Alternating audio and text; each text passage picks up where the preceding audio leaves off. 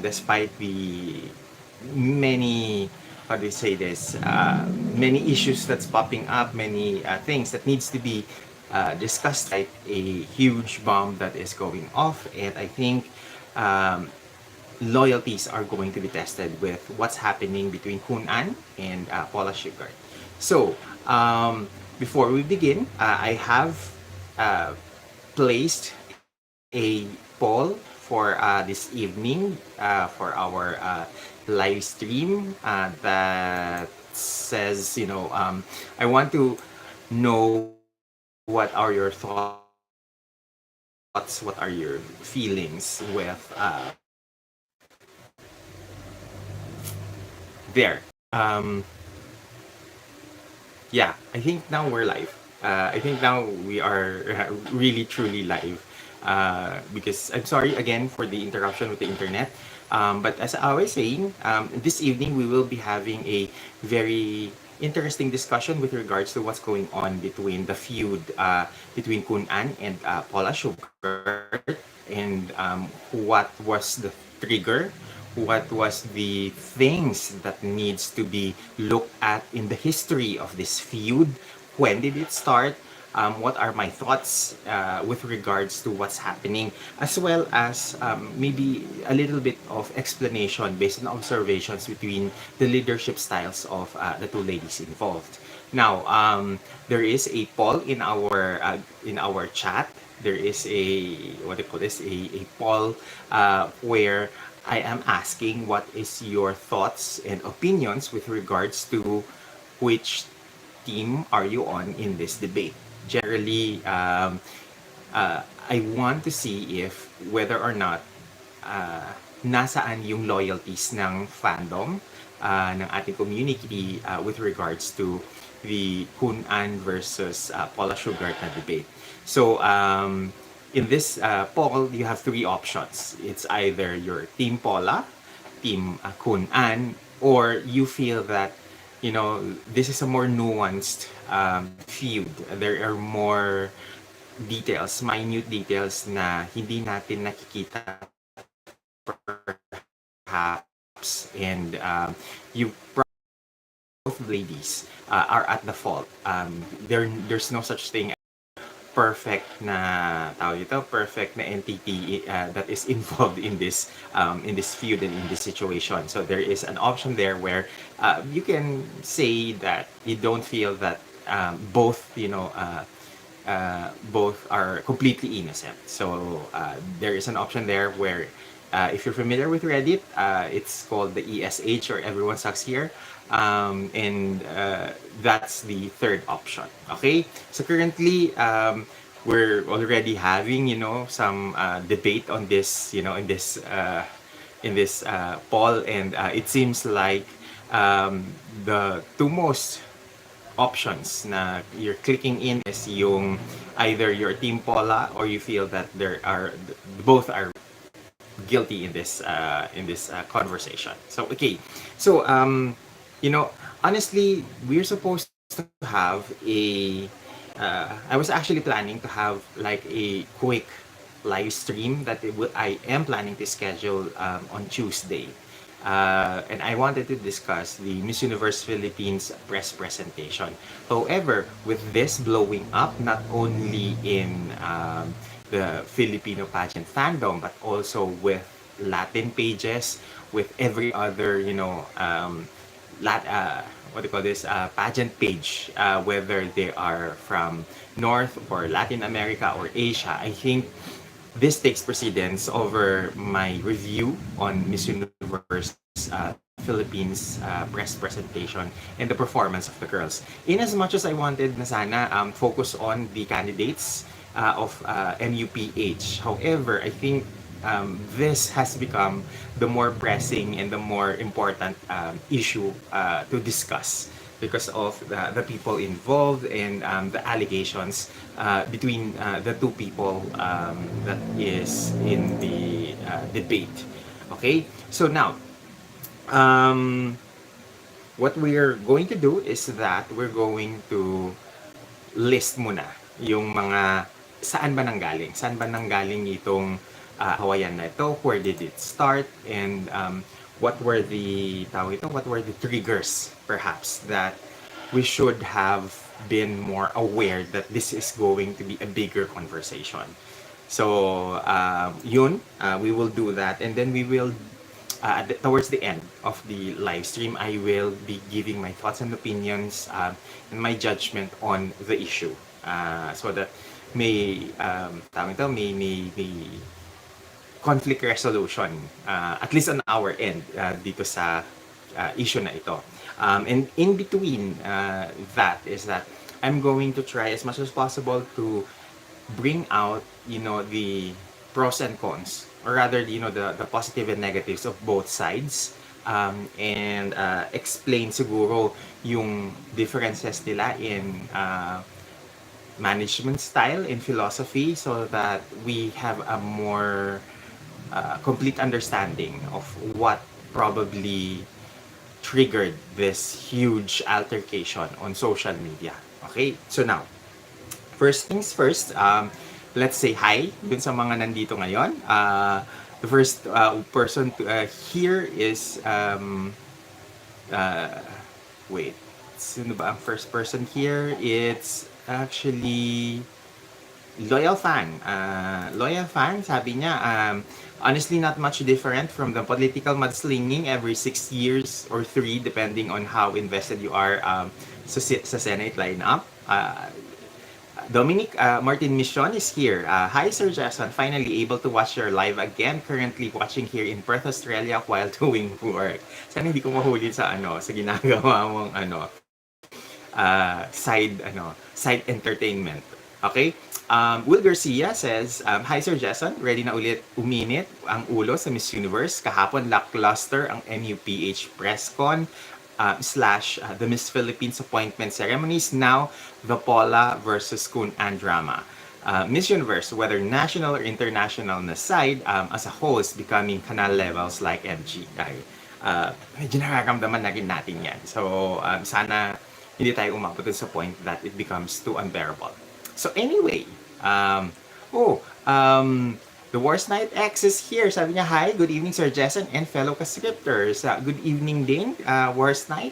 I hope na mabilis yung ating live stream ngayon dahil it's a work week and ayokong mapuyat tayong lahat. Okay, so let's begin with where did it all start? Because from my end, I started having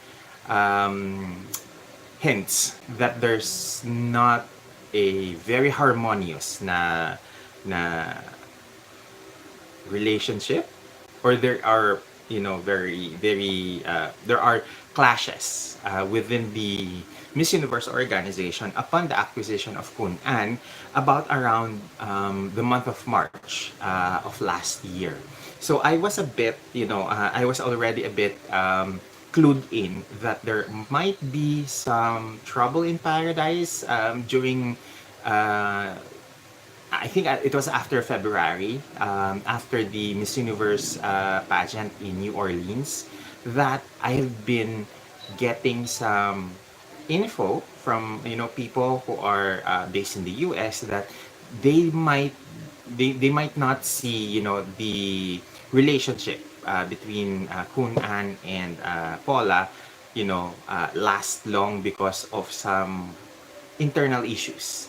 And what was said to me at that time was that one is focused on the more progressive leaning na mga policies of the Miss Universe organization, while the other is looking at the finances, looking at why is Miss Universe not making money. And I think the differences in the management style of both the new owner versus the management team headed by Paula Shugart, I think that was the parang okay, huwag tayong magkakamali dito. I think yung kung sa where those two leaders are focused on or are looking at in terms of how to run, how to manage the organization is vastly different. And I think that created, some sort of a maybe void, or perhaps some sort of a differences and miscommunication because they don't speak the same language. I think that's the safest way to explain that.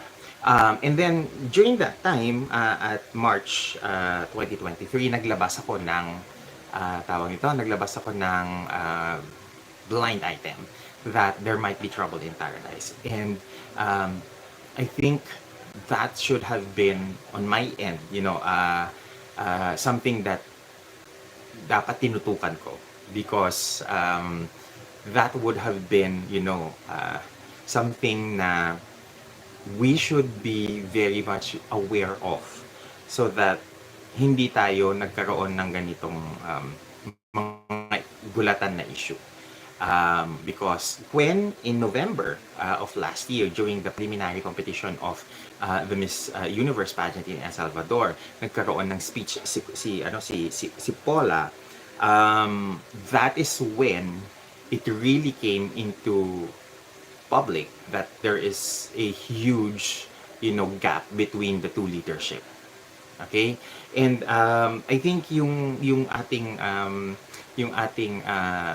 perception at that point is slightly slightly influenced by the fact that we have a more open and positive relationship with Paula. So we are a little bit more, in general, we are a little bit more leaning towards believing Paula. However, there are some instances that I think needs to be looked upon from the perspective of Kun An, so that we also understand where is she coming from. Okay?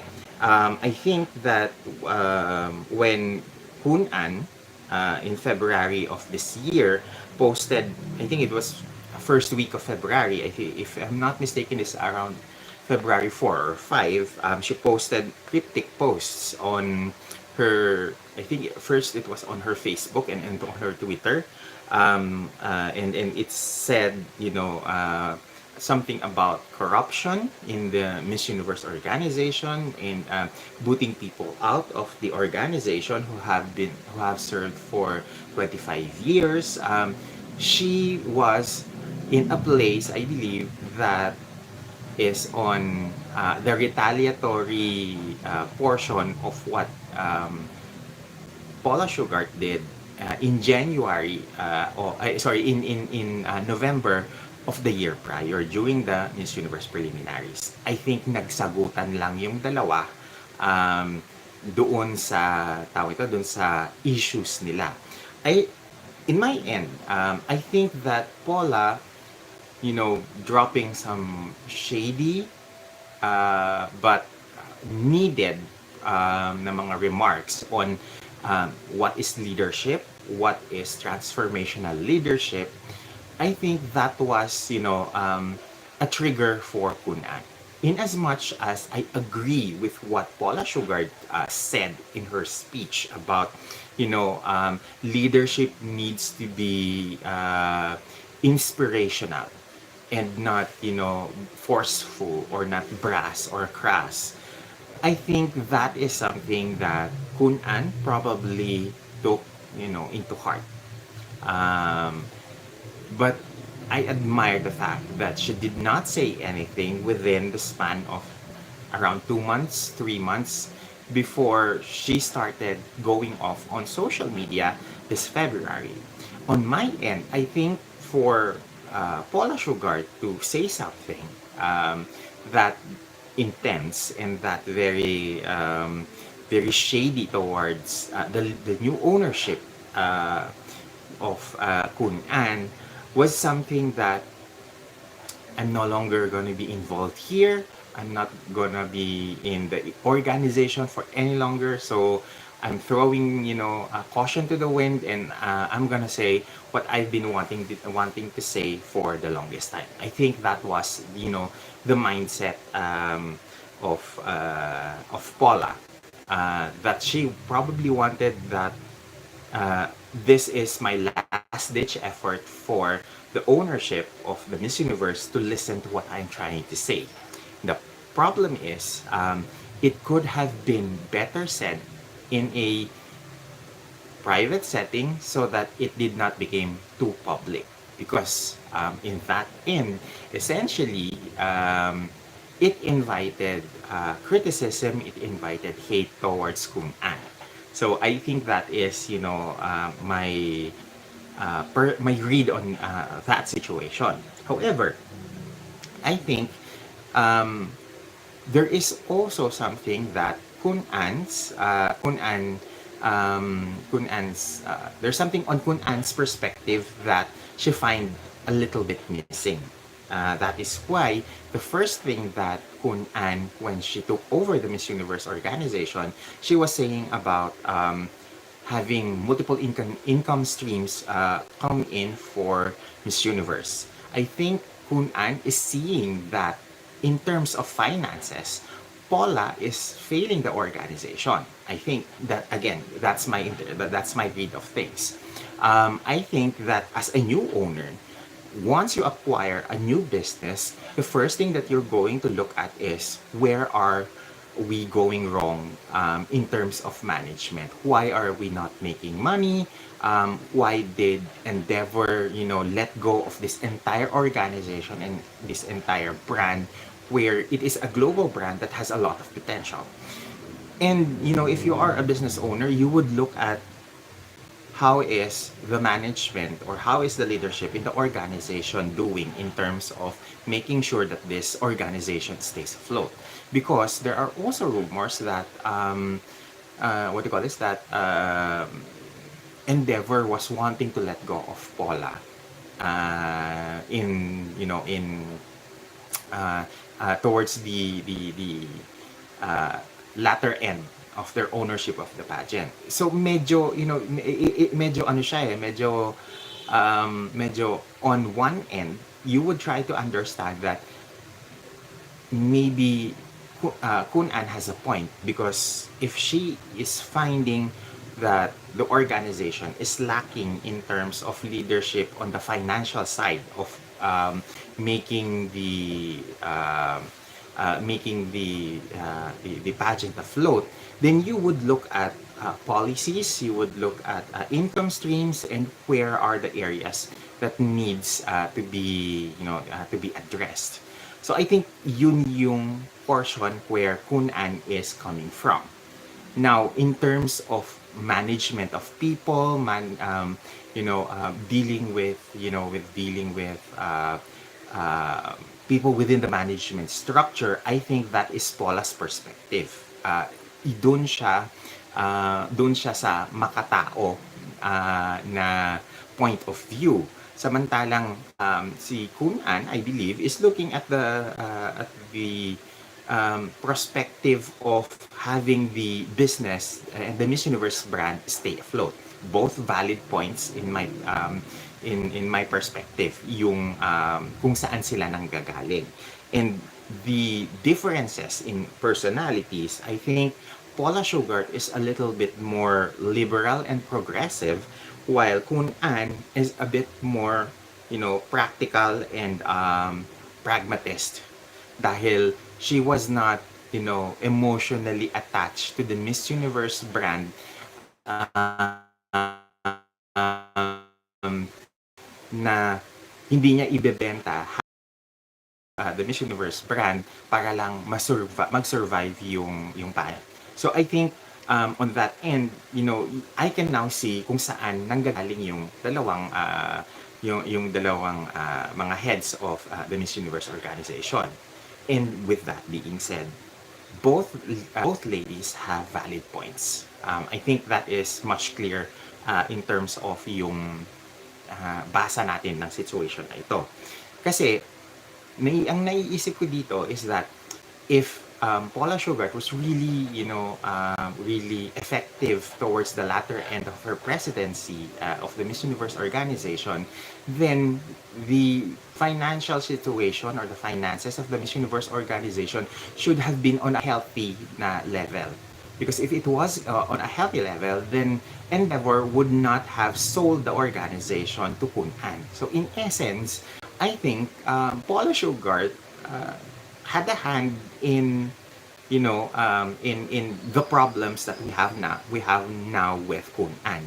Dahil um, kung effective yung pamamalakad niya ng business side ng organization, hindi sila nalulugi, hindi sila nagkakaroon ng problema sa finances na hindi aabot doon sa punto na kinakailangan ibenta nung Endeavor ng IMGWNE yung pageant kay Kun An. So that in its sense, kasalanan din naman ni Paula na ngayon may problema tayo kay Kun An. Because if had it been that the pageant has been financially stable, then we wouldn't have to see the Miss Universe organization being sold. And under the leadership of Paula Shugart, we were all happy. Except probably when it comes to the financial na part. Because that is something that on the fan side, wala tayong 100% na control or hawak on that end. And that is something that the president ultimately, being the head of the organization, that's her responsibility. So, what I'm saying here is that we cannot fault everything to Kun An, just as we cannot all give praise to Paula. I think there is some sort of imbalance in the way that in the way that they are handling the Miss Universe brand. I think there are lacking on both ladies in terms of their management or mismanagement of the Miss Universe pageant. If now here's the thing, if Kun An has a very strong case or evidences that there was corruption that happened during the leadership of Paula Shugart, then she should have made it gone to court that we found this discrepancy in the finances, this discrepancy in the judging process, or discrepancy in the bidding of the national franchises. Put it forth in a legal matter so that we're not gonna be filed with defamation when we rant on social media. On the other hand, I think also Paula could have had been more careful with her speech at Miss Universe in El Salvador, because I think Kun An is easily offended.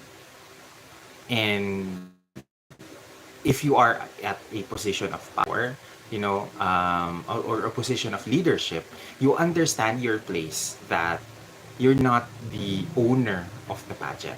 You are just the president. You are just the person who is going to manage the day-to-day operations of the pageant. And having understand that position, you need to what do you call this? You need to manage volatile people. For the lack of a better word, you need to manage volatile people, because this is not something new for Paula. Because if Paula was able to manage, Donald Trump during his ownership of the pageant, I'm sure she can handle Kun An. Because maybe there are similarities in their management style ni Donald Trump and ni Kun An, unless micromanager itong si Kun An at hindi na kaya ni ni Paula yung ganong klaseng level of micromanaging. So I think in the end, the case that Paula Shugart is thinking of filing in Thai courts against Kun An needs to be thoroughly reviewed, because when I was looking at the posts made by Kun An, the translations in the Thai script did not mention specifically Paula Shugart in any of those rants.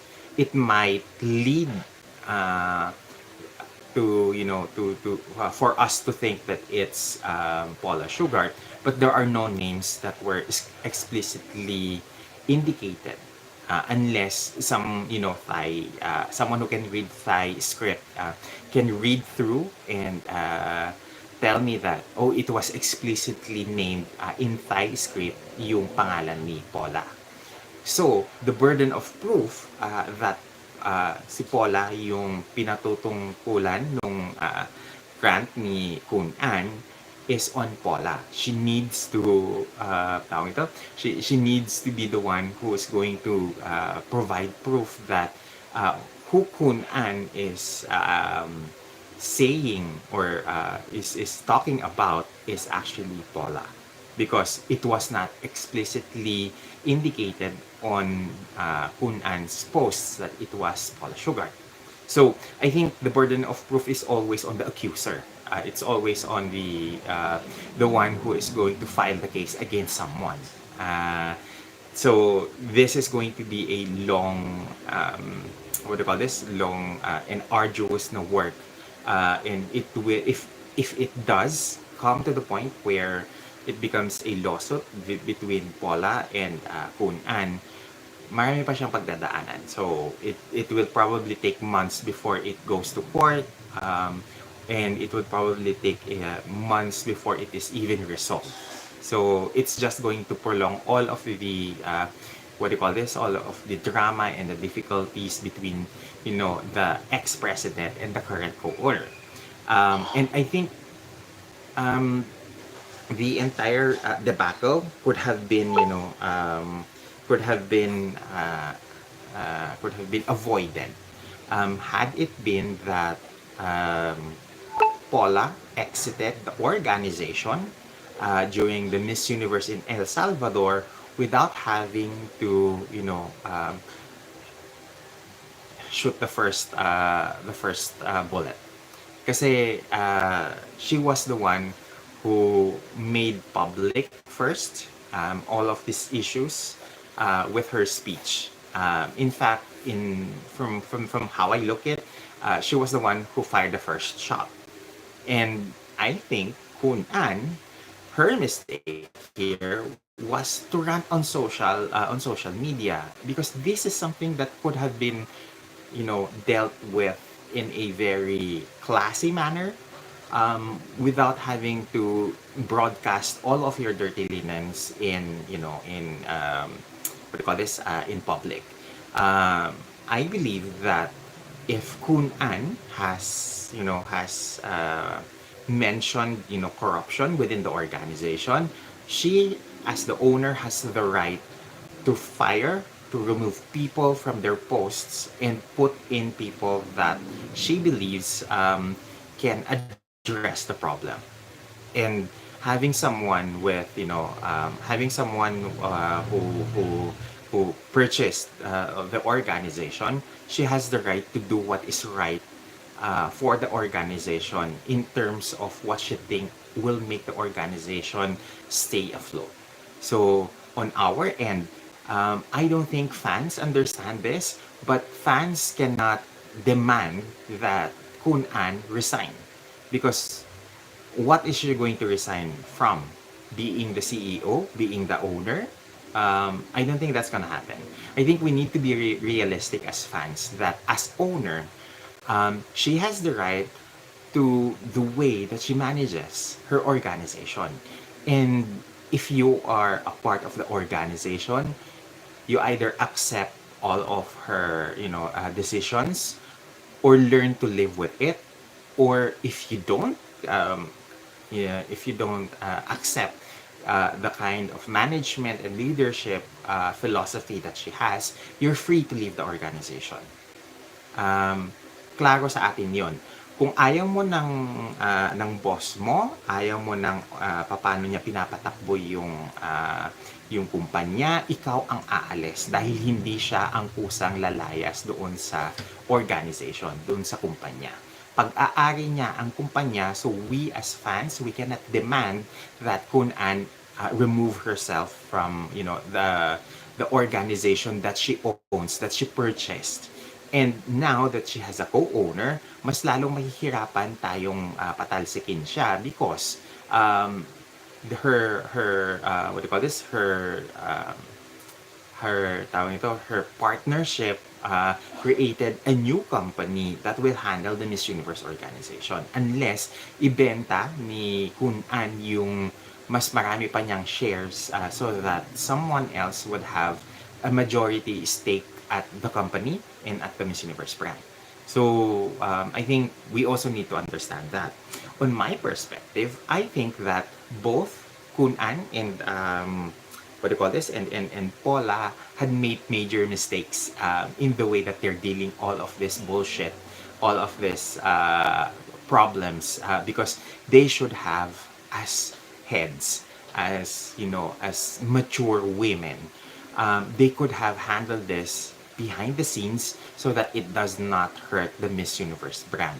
The moment that Paula Shugart had her speech at the end of the Miss Universe preliminary competition, or I think it was not the preliminary competition, the national costume show, that signaled that she's ready to go to war. And I think that was the signal that Kun An received from that speech, that someone is ready to fight with me. And I believe that this could have been avoided had they, made everything done in private, hash it out in private, so that fans who are starting or who have started, to have a perception that this brand is continuously eroding itself from the 2012 decision to have trans women compete at Miss Universe to the current changes in policies, that Paula Shugart is part of the decision makers in all of these changes. This is something that could have could have been handled more with finesse. And I put the blame on both women because ang tatanda na nila, sana ginawa na lang nila yung mga away na ito away from the public eye, because if both women are truly what do you call this, truly invested with the Miss Universe brand, they would do everything just so people won't see cracks in the organization or in the brand itself. Do you remember, if for those who are, for those of you who watch, the Netflix TV show, The Crown, in the seasons where Princess Margaret, it was the oh my god, I forgot which season what is, but it was when Helena Bonham Carter and Olivia Colman is still the leads. Princess Margaret said to Queen Elizabeth that it's their job as royals to paper the cracks, because when the public sees the cracks, they don't see a crack. They see a wide gap, wide chasm in between. So it's the duty of the royals, the queen, to hide those cracks, so that it does not become public. And this is something that Kun An and Paula should have done, because any infighting between the leadership or the ex-leadership and the current owner now is not going to tarnish their reputations, because ultimately the one that loses is the Miss Universe brand. The one that is affected is ultimately the Miss Universe brand because it's the one that's going to suffer. Okay, so let's now read some of your comments before ituloy natin yung ating usapan. Um, Marami nang nag-comment. Okay, sabi ni Leona Magdalena, "Hi Sir Jason, so happy na abutan kita. I'm also happy na you're still alive, awake, and enthusiastic at 9 p.m. Okay? Sabi ni Loyal Fan 99, "In my opinion, MU has been using controversy to generate noise since Steve Harvey made the mistake of calling out a different name. Would not be surprised if this turns out to be a stunt or something. I hope it's not. But if it is in bad taste. And I don't know, maybe you're right. Because indeed, the 2015 stunt really worked in favor for them because everybody was talking about Miss Universe during that time. Present sir, sabi ni Rodwin Fiel.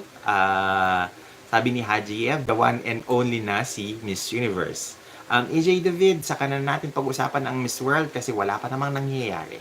And I don't think them returning the swimsuit competition is gonna, generate any traction or any good publicity for the Miss Universe, the Miss World competition. Okay, going back to Hajiev, sabi niya, on finances, Halu should have looked at her company's finances first. I think that's what she did. That is why the first thing that she announced during the acquisition of the Miss Universe brand was revenue income streams. Because I think she is aware that may problema on the finances ang Miss Universe. But of course, learning about the difficulties on the finances and investigating what happened, because you can only be given full access to the records, to the financial dealings, and everything if you are part of the organization. And sometimes even members within the same organization, hindi lahat sila binibigyan ng special access on the finances. Most probably upon having all of this review, major saka siya nagkaroon ng idea that maybe may mga loopholes, or may may mga butas doon sa mga reports or financial reports, and that's why she started thinking na okay, baka may mga nangyayari hindi maganda kaya ganito yung nangyayari. So I think not out of due diligence. I think it's just about finding and investigating kung ano yung mga problema on the financial side. Milk Tita says, there's no perfect organization. Corruption is part of the business, Hashtag real talk. But upholding class and etiquette is something you can't buy. I agree. There is a need for for people to learn what should be public and what should not. Okay. Sabi continue tayo dun sa comment ni Milk Tita. Okay. And in any case has started to self-destruct, but she already made a first step by selling half of it to another owner. It's just a matter of time when Anne will sell or give its 100% great escape. Whatever it is, MU has evidently started to even fade away. Prestige has definitely dwindled down. Which is on my end, I feel that having a business partner would probably help alleviate whatever financial pains that organization has, because amanin na natin, the people or the audiences of the Miss Universe organization is primarily the Latin and the Asians. And the owners reflect that nowadays. We have a Mexican co-owner with a Thai co-owner. So I am optimistic, but cautious na optimism, because I want to see what are their plans for the Mexico edition of the Miss Universe pageant. Although I am giddy with the prospect that kung nagawa nila yung magandang staging on El Salvador, they probably will be able to do the same in Mexico. And with Mexico being one of the main headquarters of the Miss Universe organization moving forward, one of the three, aside from Bangkok and New York, I am in, in high hopes that things will be much more smoother with the pageant happening in Mexico, especially with the co-owner being based there. Okay, Winston Francisco says, mature na dapat ang magtita. I agree. Para silang bata. I mean, alam mo yun, kulang lang sila sa palo. Kasi, una sa lahat, dapat hindi na nagsalita uh, si tawag nito, si Paula Shugart noong preliminaries during the Miss Universe in El Salvador. Kasi pa-exit ka naman na eh. And ang ginawa mo lang, nang steer ka lang. So parang kailangan mo din ng palo dahil apologies for the lack of a better word, pero kagagahan yung ginawa mo. Gumawa ka lang ng mas malaking gulo. Inumpisahan mo yung mas malaking gulo. And on the end naman ni Kun-an, hindi nakakaganda ng image, hindi nakakaganda ng class, hindi nakakaangat ng respeto yung pagrarant on social media. I think that is something that amateurs do, and someone with that position of power, someone with that much influence, someone with finances, with the resources, you could have just gone through the legal process of, removing these people, having them face their time in court, so that hindi ka uh, magmukhang kanal, in essence. So I think both these two ladies need to own up with the mistakes that they've made. I think they both are in this situation because they chose to. And the first shot was fired by Paula, and then it followed by Kun-an, and now Paula had another post on social media. So everything is going to be, she said a situation, and I don't think it will stop. Definitely in the next weeks, days, or even months, we might be seeing Kun-an saying something in retaliation. So this is not gonna end. Okay? Worst Night X, ang dami niyang sinabi, and I think this is very interesting. Okay? Sabi ni Worst Night X, everyone sucks here. NUO's current state cannot be blamed on one entity alone. I agree. The brand has been doing badly at the tail end of the Trump era. Kaya nga siya pinagbenta. And despite Donald Trump saying that he sold the Miss Universe organization for close to hundreds of millions, it was actually there was actually a report back in 2015 or 2016. Oh God, I cannot remember if it was Bloomberg but it's one of those business websites that says that it actually was sold for around 15 million US dollars to IMG. Okay? So hindi it's not surprising that the organization was dwindling in terms of finances dahil mura relatively yung pagkakabili ng what do you call this ng IMG doon sa Miss Universe organization, because if it was doing well financially, then it would have sold for more, right? Okay, going back, IMG and Anne, sabi ni Worst Night X, did what they had to do to mitigate the existing problems given to them when they acquired the franchise. Um, IMG pandered to the woke crowd because they had to separate the brand from Trump's problematic ideologies and had to be aggressive with her business strategies because MUO was doing bad financially.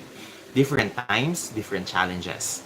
Impossible na magkakapare-parehas ang palakad kasi iba-iba yung set of problems that need urgent resolution, which I agree.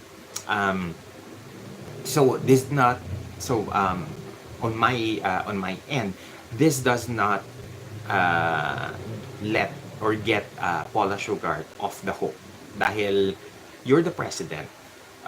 Whether you're earning or not, that's on you. You are needed to make sure that your company that you're heading is financially afloat. That is why perhaps they hired, IMG hired Amy Emmerich to be part of the organization because Paula, being there in the organization for 25 years, probably has already plateaued in terms of her leadership. And they probably need new blood, new, more dynamic, way of thinking in order to boost up again the image of the pageant and make it as exciting as before so that it attracts more crowd. Because we have to remember, starting in I believe starting in 2017 or was it 2016 even, the viewership, or even earlier, the viewership of the Miss Universe pageant in the US has been declining by the millions. Um, to the point that we started with CBS, NBC Universal, tapos naging Fox TV, and then naging Roku channel. Saan tayo nagkamali?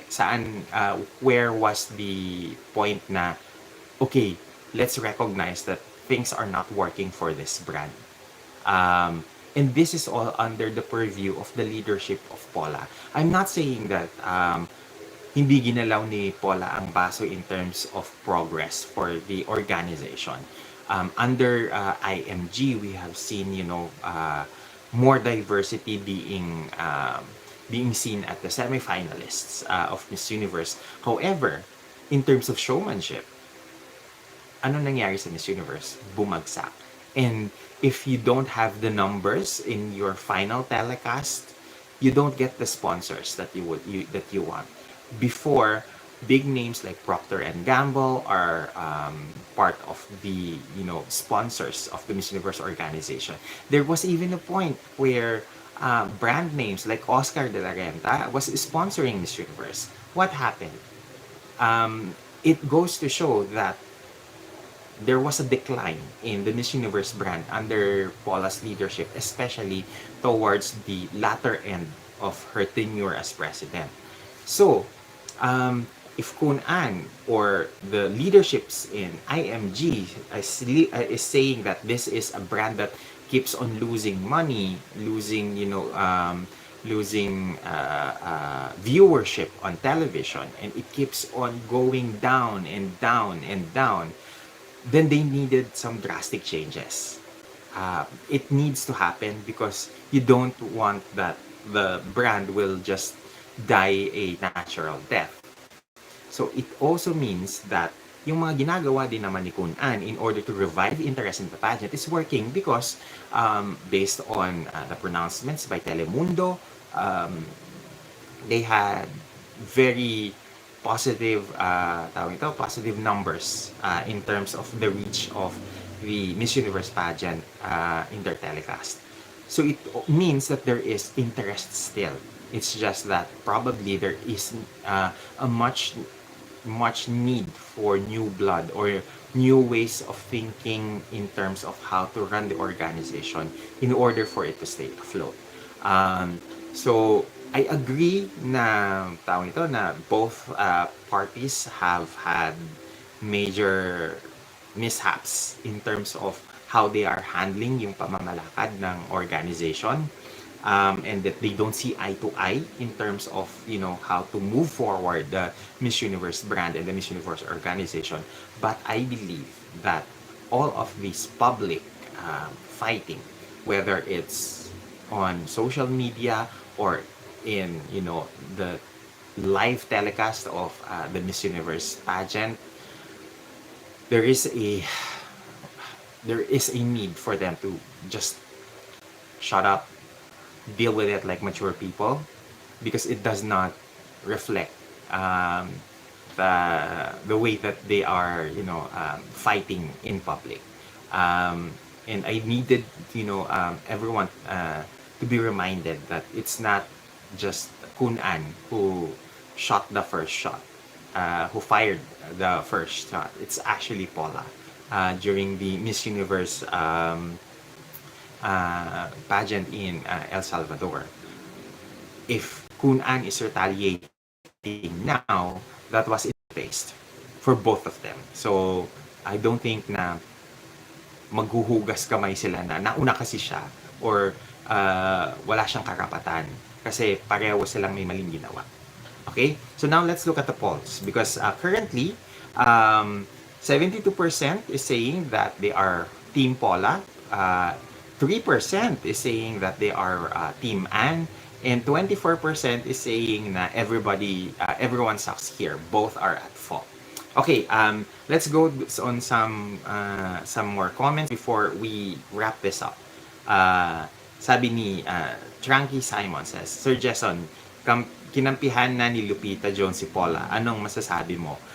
Syempre, tinanggal nga siya as national director. Alangan naman nakakampi siya kay Kun An, di ba?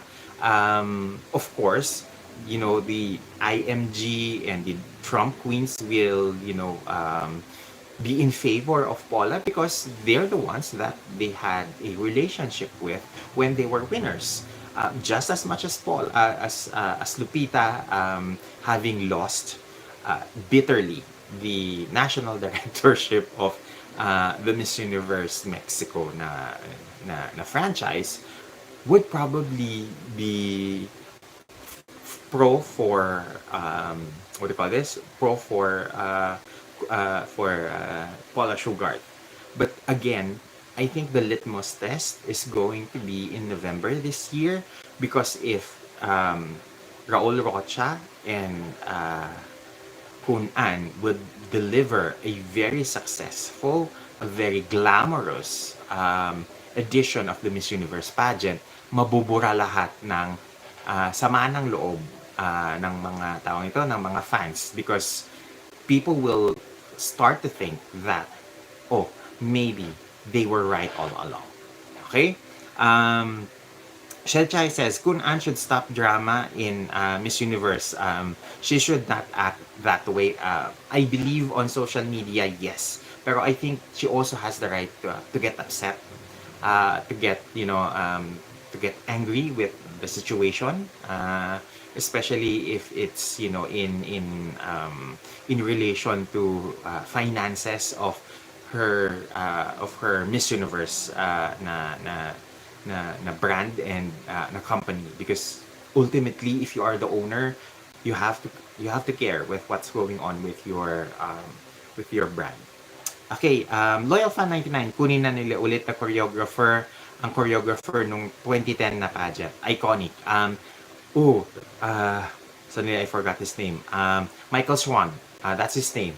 He is the choreographer of Miss Universe in 2010, and I think he served as the Miss Universe choreographer between the years of 2008 to around 2012. 2013, I am not sure if he was still the choreographer for Miss Universe or it was already Stephanie Creamer in around 2012 onwards. So there. Travel Junkie, buti nakahabol ka. Okay, sabi niya, hello Sir Jason, quietly supporting, napaka-toxic kasi ng MUO, MUPH, kaya din po ako sa kanila. I'll be active pag binibini na ulit, binibining Pilipinas na ulit. We are more likely going to see activity in Binibining Pilipinas around April or even May na. If the rumors are true that the Binibining Pilipinas finals is going to be at July, as mentioned by Binibining Pilipinas World Daisy Reyes, then siguro it is more likely we will see activity in Binibini around the peak of summer or the tail end of summer. For Tita says, OTH, aanhin natin yung glamour sa MU. Even before Paula or Anna face off, the new MU is all about Anne. Malapit na siyang sumama sa opening production. um, uh, I am just, you know, in fairness to Kun An, that edition in El Salvador was really good. Stage, production, they finally were able to invite a very high-profile A-lister na guest, because that is something, the last time we've seen that was Seal in 2015, Boys to Men in 2016, what's her name? Fergie in 2017, Neo in 2018. And then pagdating ng 2019 onwards, it's suddenly like, okay, where are the like big names? Why are they not performing anymore at Miss Universe? There was one time in the 1970s at the height and peak of Julio Iglesias. He was the performer and a sitting judge at the Miss Universe table. At some point, in the 90s, 80s, and the 70s, we've seen, very high-profile na mga judges like Oscar de la Renta, Carolina Herrera, and not just, political dignitaries at that time, but also really A-list celebrities.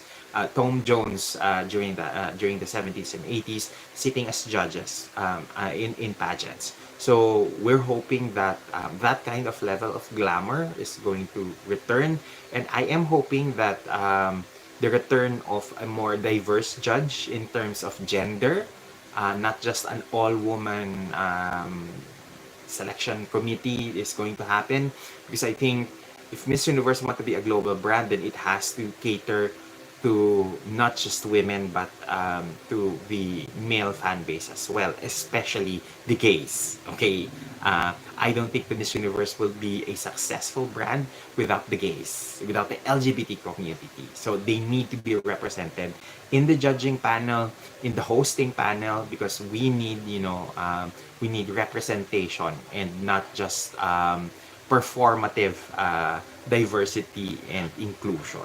Okay. Yeah, Lady Gaga, before she really became a big name, in 2008, was a performer at Miss Universe. Okay, nasa na ba tayo? For Tita, sabi niya, maiba naman, kaumay na ang LEDs. Kamis yung mga stage na may set up talaga, like the old Binibining Pilipinas stages.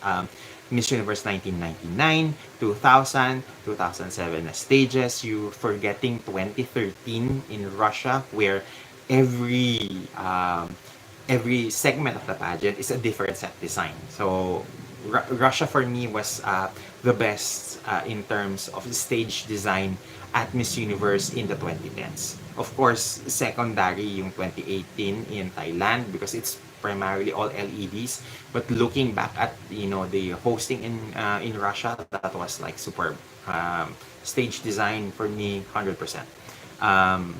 Loyal fan says, it feels like the more professional pageant girls get, the less credible the pageant becomes.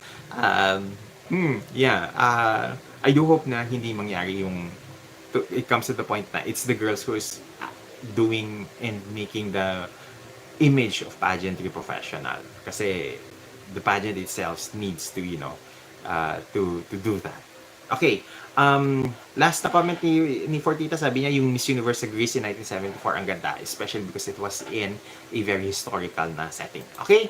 Now, let's end the poll, and I think lahat kayo, karamihan sa inyo, love si Paula, and I am not surprised by that because Paula is a well-loved na entity in the Miss Universe organization. Kaya whether she's within the organization or now that she's no longer part of the organization, I think fans love yung relationship ni Paula, especially with how she treats the fans. She's accessible, she's easy to talk with, and I think that is, one of her strengths. Why, fans and the Miss Universe queens and Miss USA queens, support her thoroughly. And I think that kind of leadership is needed.